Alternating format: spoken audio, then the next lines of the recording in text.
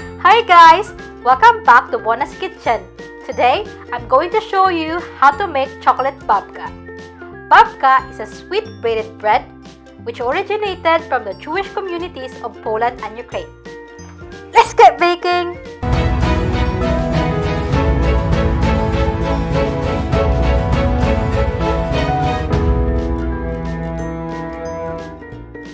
For the dough, we will need 3½ cups of plain flour, ½ cup of white sugar, 3 large eggs, 3/4 cup of warm fresh milk, 3 teaspoons of instant yeast, ½ cup of unsalted butter at room temperature, and 3/4 teaspoon of salt. For the chocolate paste, we will need 150 grams of dark chocolate, ½ cup of unsalted butter, ½ cup of cocoa powder plus 1 tablespoon, and 3/4 cup of powdered sugar. For the syrup, we will need 4 tablespoons of water and 4 tablespoons of white sugar. You can also check the full list of ingredients in the description below. To start, combine the flour, instant yeast, salt,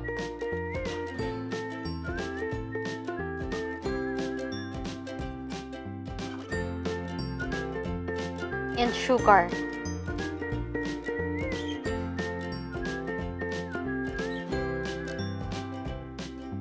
Then, add the milk,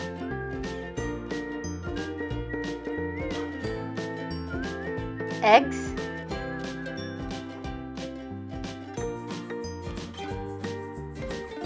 and butter. Mix them together until you form a dough.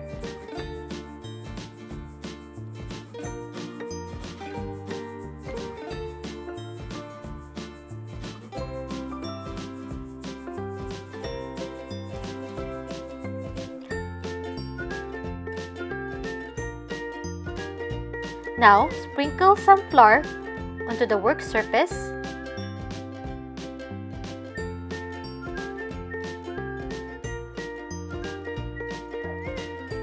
Transfer the dough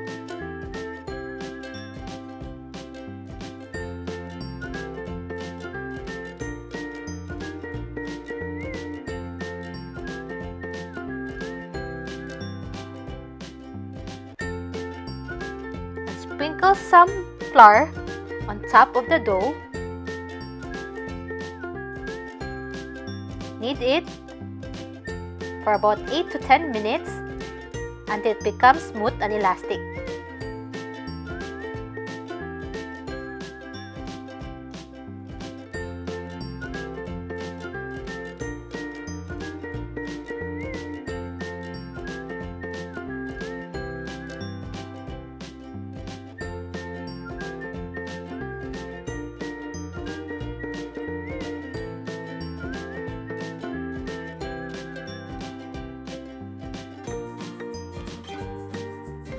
After kneading, transfer it into a greased bowl.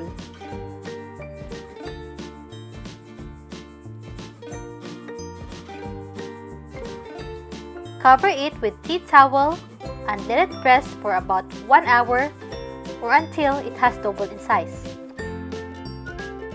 In a pan over low heat, add the butter,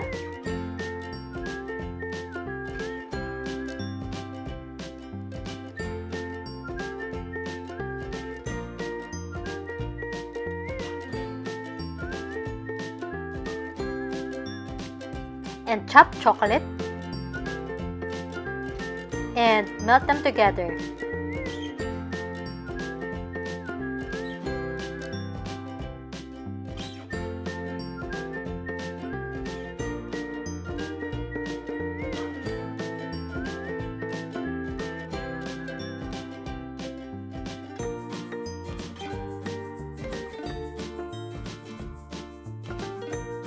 Once completely melted, add in the cocoa powder and the powdered sugar and mix them together until well incorporated.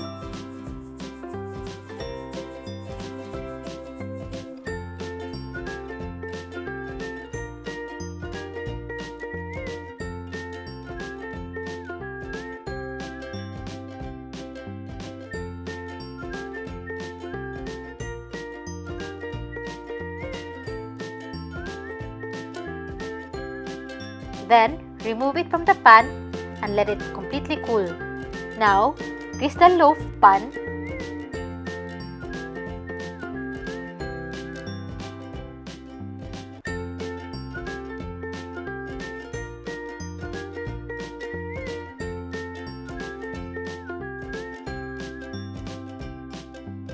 and set this aside. Once the dough has doubled in size, transfer it into a floured surface.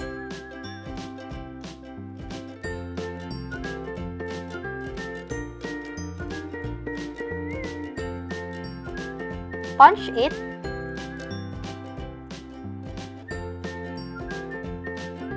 and cut it in half.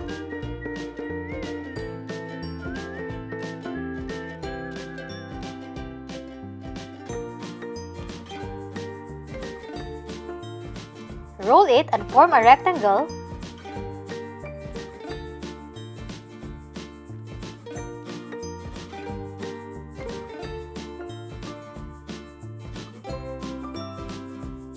Then, spread the chocolate paste evenly and leave about 1 inch of the edge.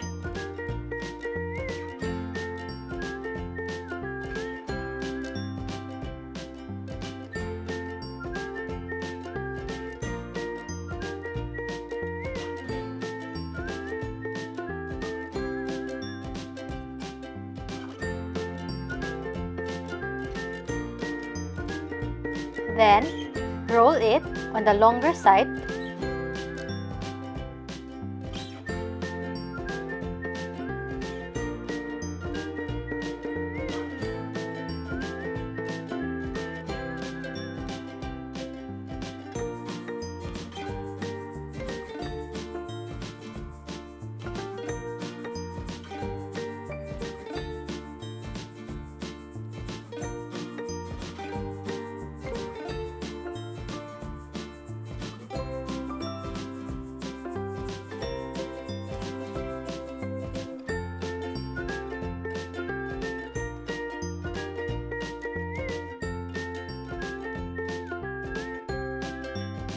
Flatten it a bit.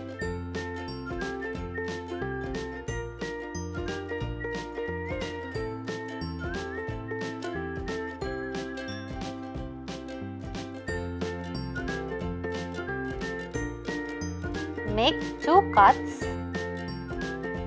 to form 3 strips.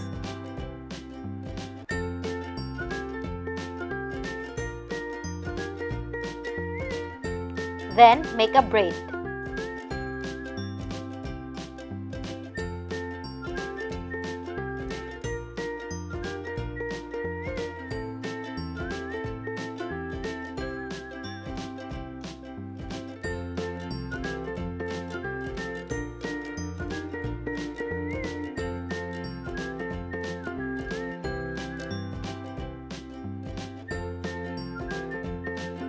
And pinch the edge.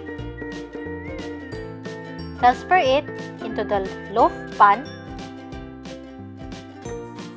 and repeat the procedure with the remaining dough.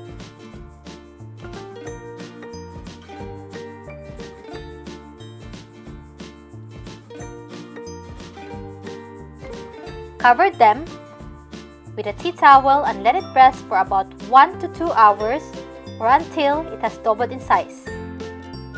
After resting, bake this in a preheated oven of 175 degrees Celsius for about 30 minutes or until the top is golden brown. In a pan over low heat, add the water and sugar. Give it a whisk.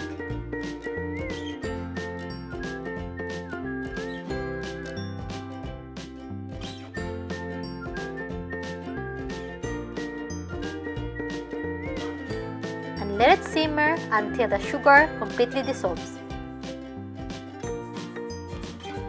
As soon as the babkas come out of the oven, brush them with the sugar syrup. This will give them a fabulous shine plus a bit of sweetness.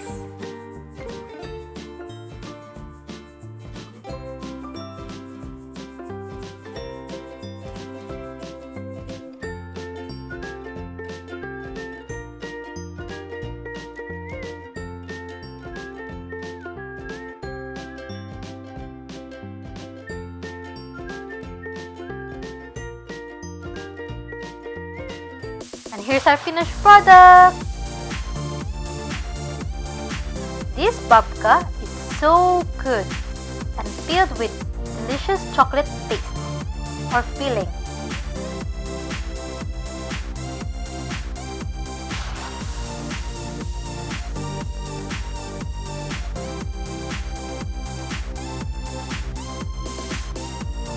And this is what it looks like inside. If you like this recipe, don't forget to hit the like. And if you're not subscribed yet, don't forget to hit the subscribe button. Thank you for watching and see you in the next video. Bye!